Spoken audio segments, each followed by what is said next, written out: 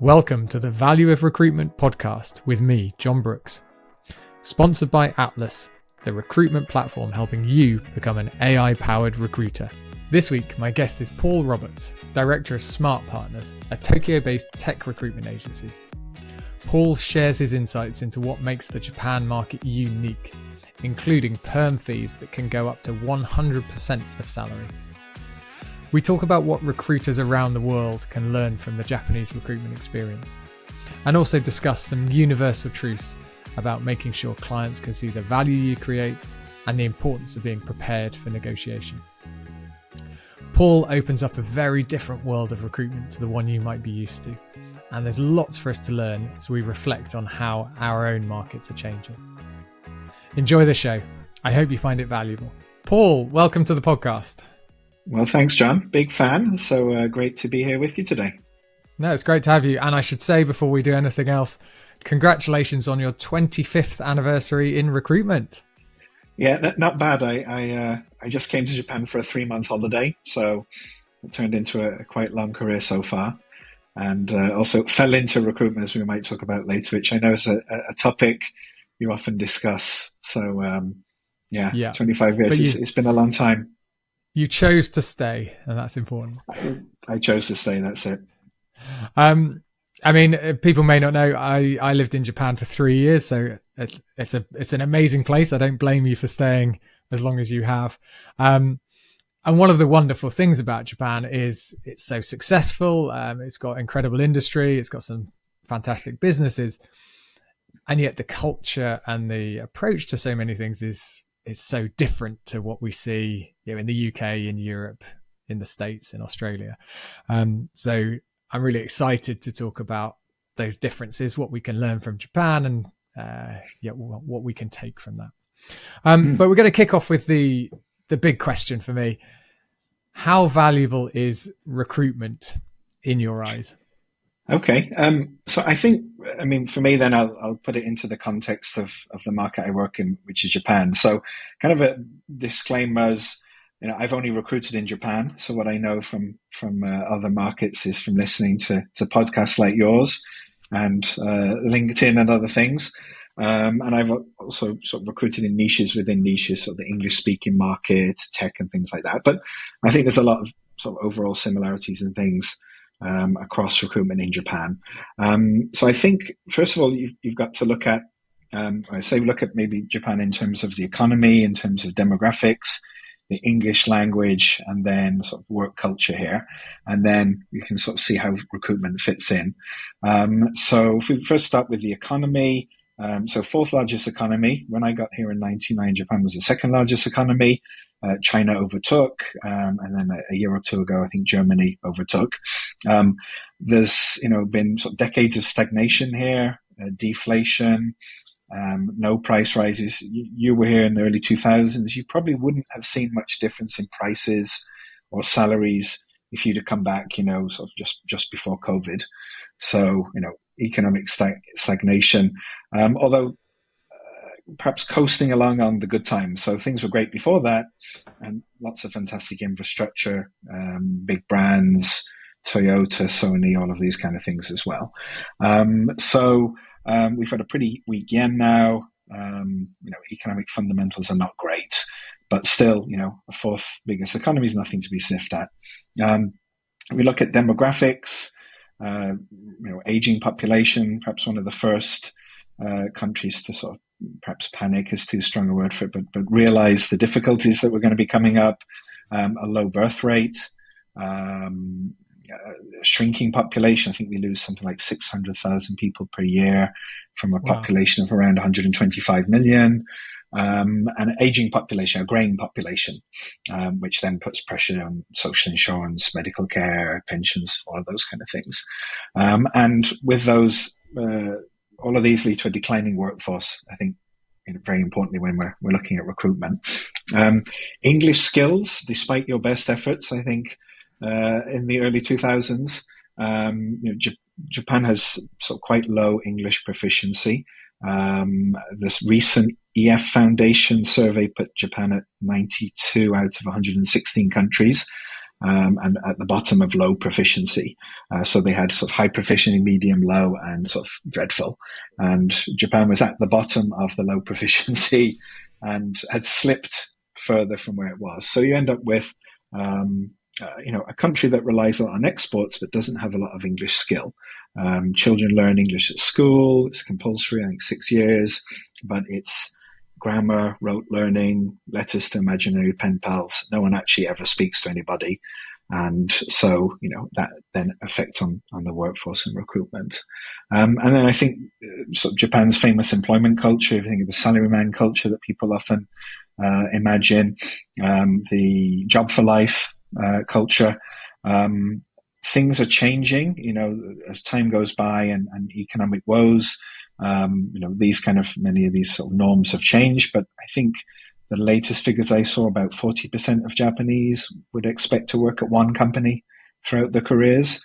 Wow, still, that's huge. I don't know what the number is in the UK, but maybe close to zero. It was, I think it was something. It was below 10%. It was I think it was around 10, maybe 10-ish, perhaps lower somewhere in like the States. I think some big changes. There are changes, but that's still, kind of a hangover from, the sort of Japan Inc. roaring 70s, 80s, and so on. So, job hopping is frowned upon, making constant changes. You have a very illiquid job market. Of people move around in general and in many areas. A little bit different perhaps when it comes to the foreign population and areas like tech and things like that. But that's kind of, fairly typical. And global companies here, although they may operate globally, they're still localized to some extent. The majority of their employees are typically Japanese, and many of those have lived overseas, educated overseas, very internationally minded, but there's a tendency still to adopt a bit more the Japanese way of working, perhaps in some ways, or maybe a less aggressive way of working than perhaps you'd see in other countries. Very difficult to lay people off. You pretty much have to sort of close a business or business units to downsize. It's trimming 5% here, 10% there. Are the things that the big tech companies have done in the States, just not possible here. Employees have very high protection, very perhaps more similar to Europe, and so once you're past the first couple of weeks of employment, you've pretty much got full protection against being laid off, downsized, fired, and what have you. So when you put everything together, if you want to be anything other than a stagnant sort of shrinking corporation, you need to hire, and you've got to find the right people, and it's incredibly difficult. So recruitment is basically everything, I think, in that situation. And if you're a global company, you want to grow a business. If you're a Japanese company that wants to grow, if you want to grow internationally, anything more than very basic survival, then recruitment sort of just becomes everyone's number one priority, or it should be, even if they say other things are. Yeah. And as you've explained so well, it's really hard. Yeah, if 40% of people are thinking they will never move jobs, that is incredibly challenging. I love, a lot of what you've explained will feel extreme in various ways to other listeners. And that's just really useful, I think, for everyone to think, okay, if in the UK demographics are following the trend that Japan is leading. So by thinking about what's happened in Japan, you think, oh, right, that's what's going to happen, that when that pressure increases, how do we deal with that? So how do you deal with it? How do you sit down with clients and say, look, you need us? Or are your clients saying, God, we really need you. This is a hugely difficult issue for us. Yeah. I think companies typically been very open to recruiting agencies. Japan, in some respects, is a bit of the land of the middleman. It's kind of as if I look to overseas, and people are trying to use technology to sort of disintermediate the middlemen and really creating tech middlemen instead. Japan companies here are, I think, very open generally to having experts help them with, parts of the business that they feel they're not particularly good at. And if you're a company that's, typically just hired new grads, never done mid-career hiring, you just don't have the expertise in-house. So how do you go and hire, mid-career people? And I think even with foreign companies, they come into the market, perhaps they may think, well, our brand is going to get lots of people applying to our jobs, but depending on who they're looking for, again, just putting an ad up, maybe nobody of the target you're looking for actually applies. And so, okay, well, how does it work here? Maybe we need to talk to some recruiters. So I think that often recruiters are seen as valuable partners, but with costs of recruiters being quite high here compared to other markets, there's also companies are also looking at whatever other options they can find to bring people on board. Yeah, and I think a lot of people might see Japan as a high-tech culture, a high-tech country.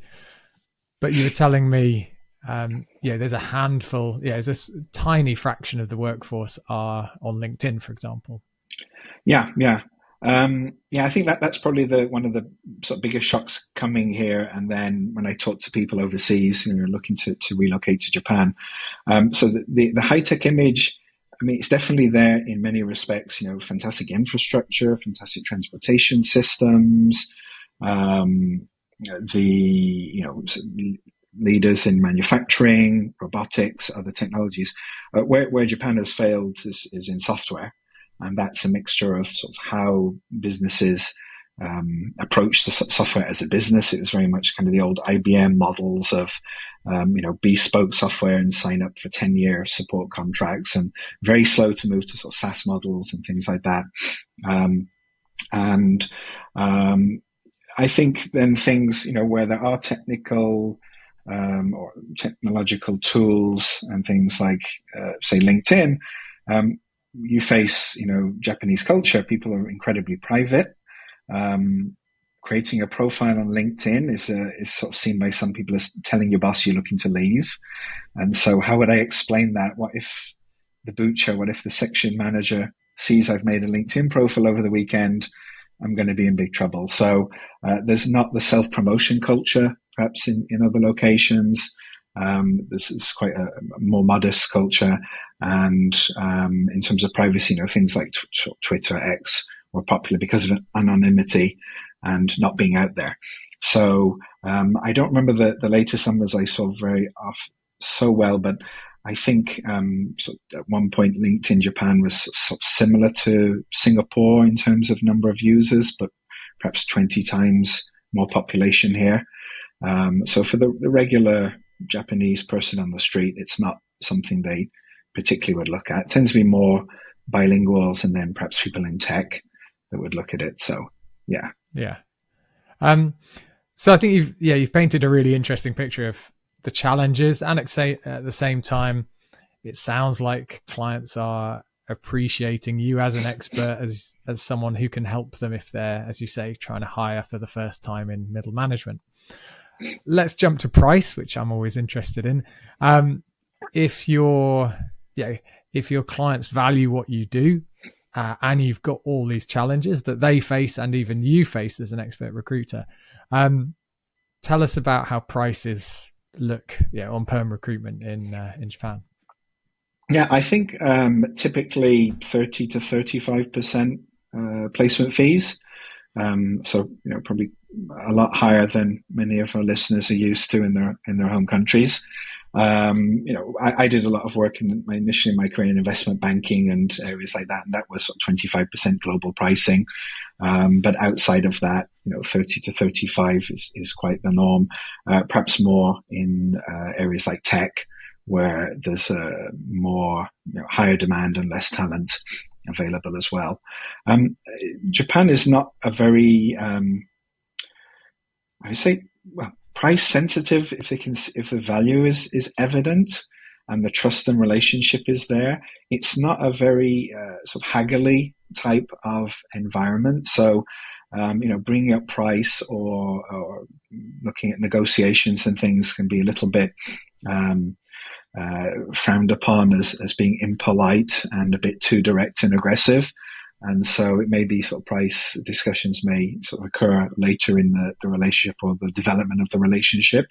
Again, foreign companies operating here, you're working with many managers from all over the world and HR people from all over the world. So for them, price may be more upfront. But I think most companies, agencies are, here's our pricing. It's in line with the market. It's pretty much the same as everyone else. And, sort of move on from there. Yeah. I think that would be music to a lot of people's ears and thinking, God, why doesn't everyone else do that? And then Japan also makes headlines sometimes for some of the extremes of pricing. So you say, normally 30 to 35%, but how high have you seen perm rates go? Yeah, I think up to 100%. So basically equivalent of, the first year's salary.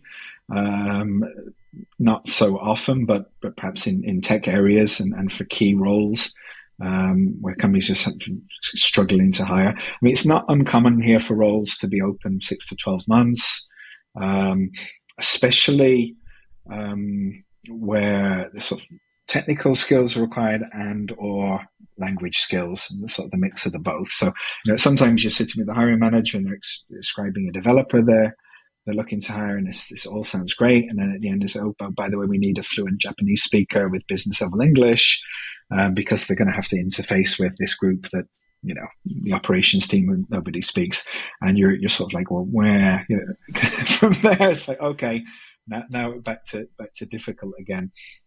So, kind of short-term fee up campaigns, doublings of fees, things like that, I see sort of pushed out by companies from time to time as a way of grabbing the recruiter's attention, basically, and kind of giving the agencies a bit of a kick up in the pants, saying we're still here, we're still hiring, and please focus on us. So again, probably a very different experience to many recruiters around the world who are pushed on price and then further pushed on price. What you're saying is, clients will come back to you and say, all right, if it's difficult, if we realize it's important, we're going to increase the fee, or here's 100%. Now, again, if you're not in the Japanese market, you'd probably think, oh, wow, if someone paid me 100% fee, I'd go for that immediately. I'm guessing there's actually a few caveats if you sit down with a client and they say, hey, Paul, here's 100% fee for you. Yeah, I mean, it's often the needle in a haystack, type of hire, and sometimes, if you're taking that proper consultative approach, you're saying you're better off telling them to change the spec, and just look at approaching the role differently. What are the barriers? Why is it not been filled so far? And maybe it's just looking at different options in terms of sort of matching their sort of business need with what the real market availability is, rather than this kind of superhuman job spec that's come from somewhere. No one knows who wrote this job description, but we must fill all of these 40 different requirements. And I think a lot of companies, they lack market insight. They really rely on recruiters to really give them sort of market insight and information on what's going on. The tech scene is constantly changing in terms of skill sets, popular, what languages are popular, what frameworks are popular, and things like that. So a lot of companies, especially if they're not doing high volume of hiring, they're really, they see the CVs that come in, but they don't really understand the market. And so, sometimes in that case, it really is a case of saying, look, maybe you should just rethink this whole role. And other times you're like, actually, I think I might know someone who's good for that. And, off you go. And maybe perhaps you had overlooked the role because sometimes there's so many other, so many roles to work on at the same time anyway as well. Everyone is talking about AI-powered recruiters. But what does that actually look like? With Atlas as your CRM, it means every interaction with your candidate is automatically captured and searchable. If they mention their salary in an email, it's instantly recorded without you having to write anything.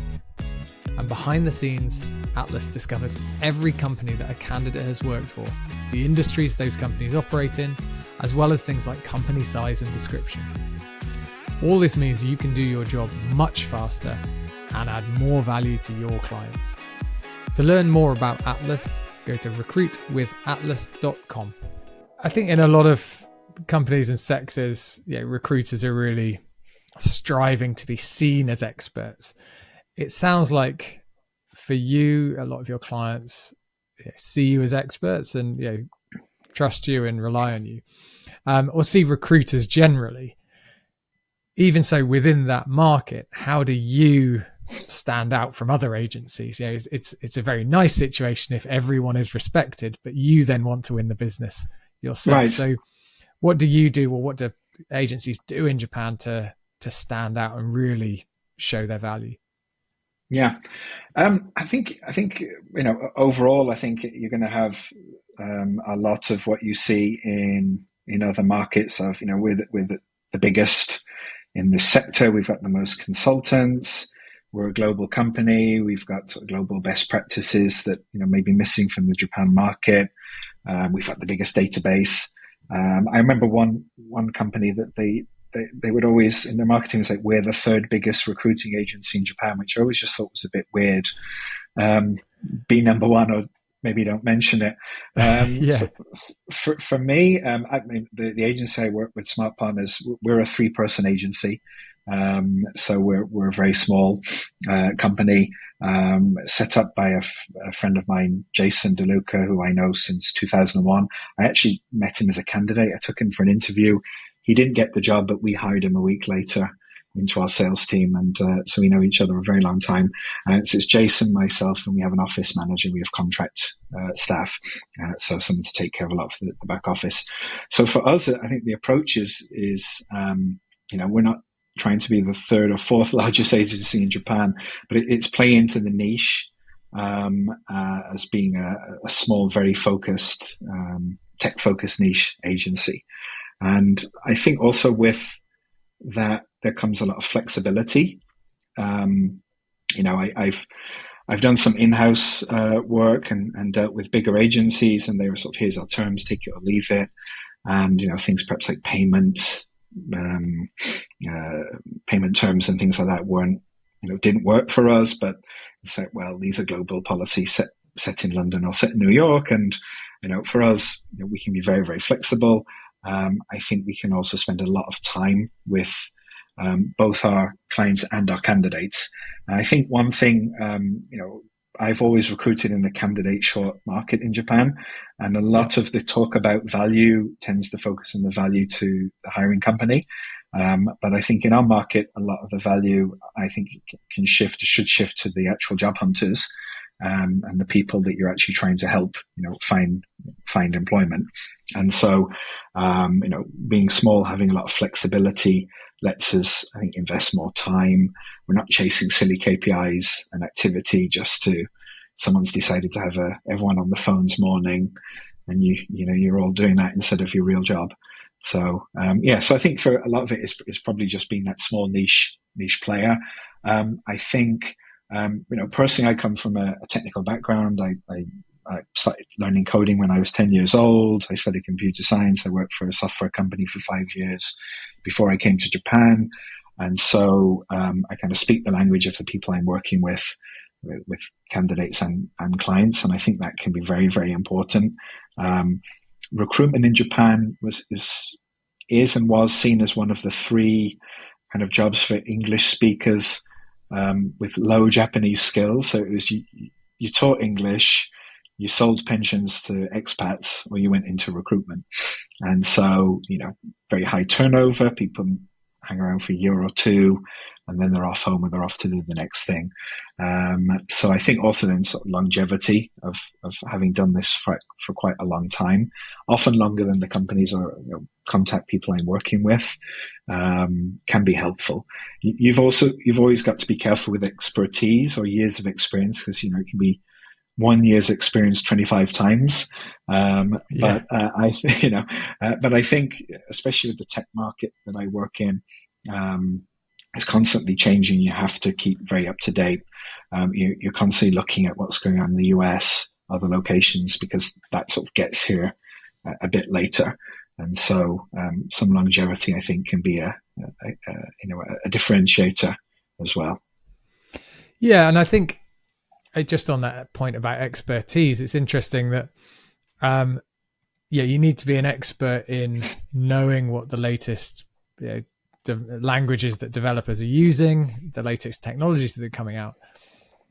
But you're also an expert in having seen that change happen. So the process of change from one language to another, or from one software to another, across 25 years, you'll have seen that multiple times. So it's important to point that out as well to clients and say, look, I can tell you about the new language, but I can also tell you from previous experience the pain you're going to go through, or the challenges you're going to have shifting languages, or finding people. How much do you train your internal team? How much do you bring in new people? Do you bring in trainers or expert leaders, or so there's two sides to that, and as you say, it's a helpfully changing market for you to showcase that experience. Yeah. In some respects, I had to kind of de-learn a little bit of when I started recruiting. I probably had a bit too much of a technical focus, because I kind of understood the CVs and the job descriptions, but then I noticed that the person I thought on paper would get the job wasn't the person who got the job, and then I found out it was the person that fit the team, fit the culture, showed the better potential, and all of the soft side of things as well. So I think it is, where I do think it's very helpful having, for me, coming from a technical background, I think the people focused side of things is everything. And, I think that needs to, especially when we look at all of the upcoming sort of the technological AI advancements and other things that people are talking about. I still think, though, a people-focused approach is, at least currently and in the market I am, is very important. Yeah. And you've talked about us being middlemen as recruiters. That I think that's really important. It's not that we're fully experts. We should absolutely know our market and know about our market, but we don't need to code in every language that we're talking about. We are experts in fitting the right people. And making those connections. So a question I also often ask on the podcast is, how do we make recruitment more valued? Now in Japan, it sounds like a lot of your clients do value recruitment. I think it sounds like they do appreciate the demographics and the social aspects that make it so difficult to recruit. But are there challenges you face? Are there things you'd like to see improve in your markets? Yeah. So you're right. You need a license from the ministry. I think it's Ministry of Health, Labour and Welfare. It's kind of an odd thing in that, yes, there are hurdles, but I don't know if they actually make the recruiting experience any better for hiring companies or for job hunters. So if you want to set up an agency, so you need a legal entity, some form of corporation, can be a sole proprietorship, but incorporated. You need an office, a physical location of a certain size, and I believe a filing cabinet that is lockable. So you might guess these regulations are sort of written up in, I think, the 80s. And they're very sort of physical world types of looking at what a recruitment company should be. A recruitment company should have an office. There should be certain ways of guests should be separated from the people, for example, candidates you're meeting. Tanaka-san's boss shouldn't be able to walk into reception and see you having a chat with Tanaka-san about their job move, for example. So the sort of restrictions, physical restrictions and things like that. A certain amount of capital paid into the company, and a kind of a famous one-day seminar, compulsory seminar to attend.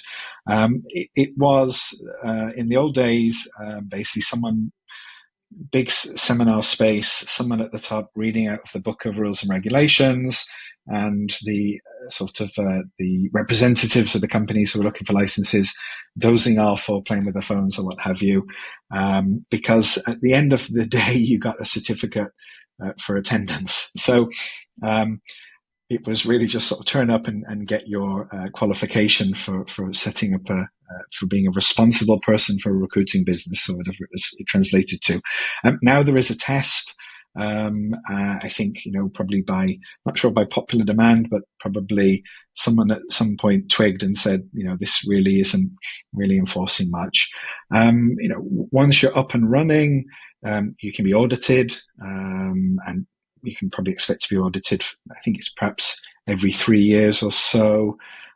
So they're looking at various activities. You should register your fee structure, or for example, your maximum fee, and they're going to want to look at making sure that candidate information is being handled correctly according to Japanese privacy laws and what have you. None of it to me is really about anything to do with really, are you good at recruiting? So are you delivering the service to companies that they're looking for? Or are you taking care of job hunters the way that perhaps, the way they should be taken care of? So, like many things in Japan, there's regulation, and not necessarily, doing the things it was perhaps, intended to do. And it just trundles on forever, because nobody changes anything. Yeah. I think it's such a good example of why, as recruiters, as an industry, we can't sit back and say, oh, can someone else fix this for us? Can government do something? I think most governments, we can argue that maybe the Japanese government is quite stuck in its ways in that legislation, but actually, in the UK or the US, there's no reason why legislation and regulation wouldn't do something similar. It's like, right, do you have a lockable filing cabinet? Now, clearly, the reason for that back in the day was so that you have some security on your paper files. Resumes and exactly. But that goes out of date, and there's zero quality to that. So maybe there's a tiny bit of reassurance, but no more than that. So I was speaking to. Sorry, go on. So I was just going to say, I think what it does mean is that you can't legally just go and sit in a Starbucks and say I'm a recruiter and send out agreements to people and start charging fees. You can try it, but if you're caught, there's fairly severe penalties. I think it's 1 million yen, which is probably £5,000, but more importantly, up to 1 year in jail, which I think for most people would probably be the real disincentive. So I think it raises the barrier to entry to some extent, but again, not necessarily hitting the goals that perhaps we'd like to see good recruitment being done, in our markets. Yeah, and I think there's a much bigger conversation to be had about quality versus regulation, but we'll leave that for now because we've got other things to talk about. What you talked about, negotiation is not not culturally not a culturally common. Common. So, do you experience that? And when you experience it, for example, do they have procurement in the same way that they would in a global company, in a Japanese company? So we've got procurement groups depending on the size of the company. So larger companies, procurement, smaller companies, HR departments. Typically, are in charge of permanent recruitment, so they'll be doing it within the HR side of things. I mean, it's still not uncommon for people to ask for discounts. I think, for me, I'm not a run out and give discounts as a first option kind of a person. I really value what recruiters do, and I value my own time. But so I think for me the question is then, well, what's behind this? Is it just the obligatory? We've been told by head office we should always ask for discounts, and if you say no, we move on. Or what's going on? Is it budget constraints or what have you? And again, we're a small company. We can be flexible in negotiating for something. If there's perhaps something in return, exclusivity, on roles or periods of exclusivity or things like that. It's just not the first point of call of, when you approach a company and the first thing they say is, so we'd like a discount. But it certainly can come up. Again, I've worked a lot with global companies, and after the sort of the 2008 financial crisis, a lot of companies, I had a lot of contractors out in the banking industry. Very common, we need 10% off all of the contractor rates globally. How are you going to do that? And so, at different times, these kind of conversations can come up more or less as well. So again, I think it's often the case of really understanding where's it coming from, what's really necessary, and then what can you do in exchange for, what's the win? You'd like to come out of it with something as well. What's the win as well? Keeps everybody happy. Absolutely, yeah. No, I think that's a good approach. It's interesting. You talk about it's not common for people to negotiate. When someone does negotiate, you've got to be prepared. Otherwise, you can be caught on the back foot and just say, "Oh, okay," or yeah. So it's important to have a process, and actually not just a process, but as you said earlier, have belief in your value. To say, yes, I'm doing a good thing. I actually think you value what I do as well to the client. There may be something we can reformulate the deal, but no, you don't get 10% off just because you've asked for it. Another interesting topic that we haven't touched on yet is how is the Japanese market for retainers, upfront fees, when it obviously is so challenging to find candidates and persuade them to move.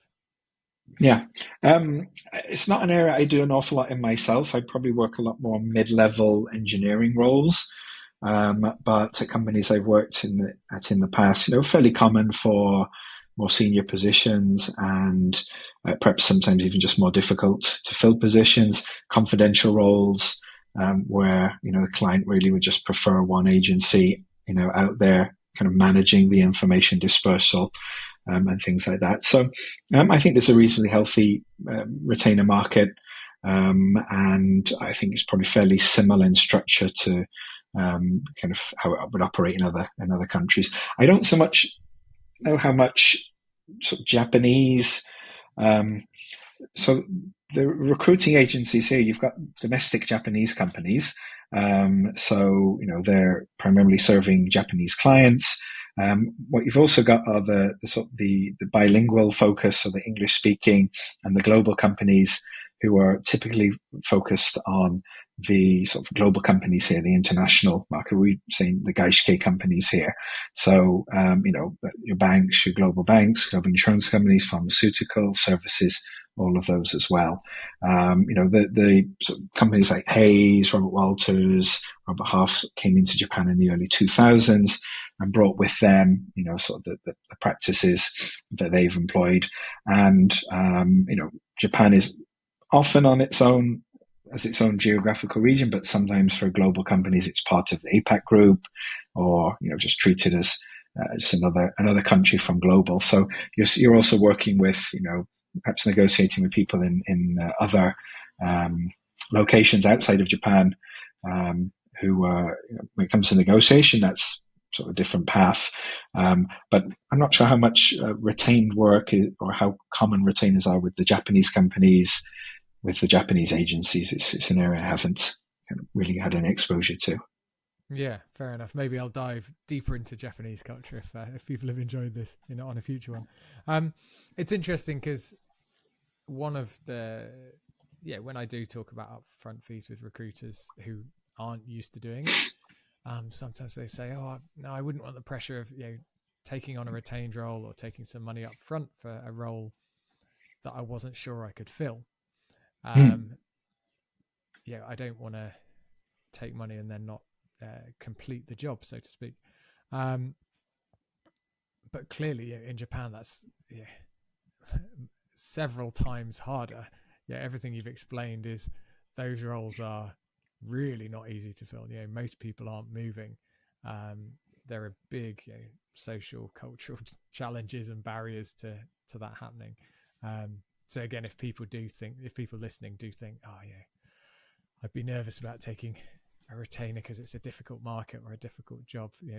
There are people taking retainers in much harder markets. Yeah, for sure. Nice. Well, thank you so much, Paul, for giving us an incredible insight to what is a fascinating country and clearly an interesting market in terms of recruitment. Do you have any final words for people listening about Japan? Yeah, come on over on your holidays and spend all your hard currency. Seriously,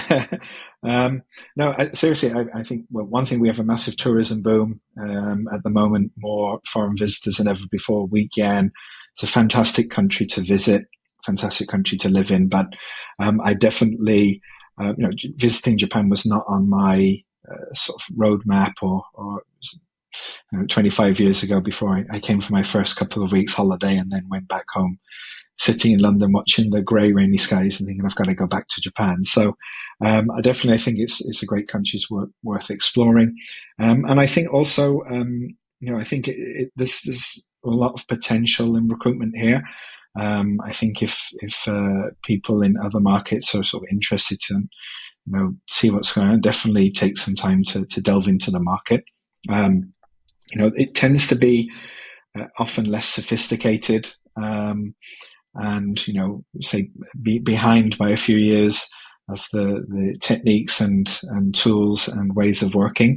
But there are also, I think, very interesting things that work here that can be sort of brought back to other countries as well. So I think if you have the opportunity to look into the market, it's a fascinating place. So by all means do. I mean, at a first step, there's so much we can learn from other markets and other ways of doing things. So thank you for sharing that. And having lived there for a few years, I can only agree. It's a great place to visit, and if you stay for longer, then that's not a bad idea. I'm under winter London skies at the moment, thinking, maybe I should come back soon. Yeah, well, winter here is quite nice. The summer is, especially in Tokyo and many parts of the country, unbearably hot and humid, which surprises a lot of people. But the winter here is great from now until sort of March, April, fantastic. So hopefully blue skies, decent temperatures. You can jump on a train, hour and a half up to the mountains, and you're skiing, snowboarding, going to the onsen, drinking nihonshu and enjoying yourselves. So fantastic place. So we'll see you here soon, John. That's a good place. You're making us all jealous now. Thank you so much again, Paul. It's been a pleasure. Thank you. See you soon. Thanks, John. Thank you. Thanks again to Paul for sharing his unique insights of Japan. 3 things stood out for me. First, the potential for eye-opening perm fees, and also the reasons and challenges that lead to rates of up to 100%. Would you take such a big fee if you knew why your client was happy to pay it? Second, the value of learning from countries where demographic and market changes give us a map of where our own markets are likely to go. Most Western countries are dealing with a shrinking workforce, and we can look to Japan when we think about how to respond to this change as recruiters. And third, Paul's approach to negotiation. He is confident in the value he creates for his clients. So while he can still be flexible on his rates, he's never going to drop his prices without a good reason. If you found the show valuable, please leave a review and remember to subscribe or follow the show on your podcast app. You can also get more insights and inspiration by signing up to my added value emails on Substack. You can find the link in the show notes. Now, go create some value. Thank you to Atlas for sponsoring the Value of Recruitment podcast. To learn more about how Atlas is creating an AI platform that helps recruitment agencies generate more placements with less effort, visit recruitwithatlas.com.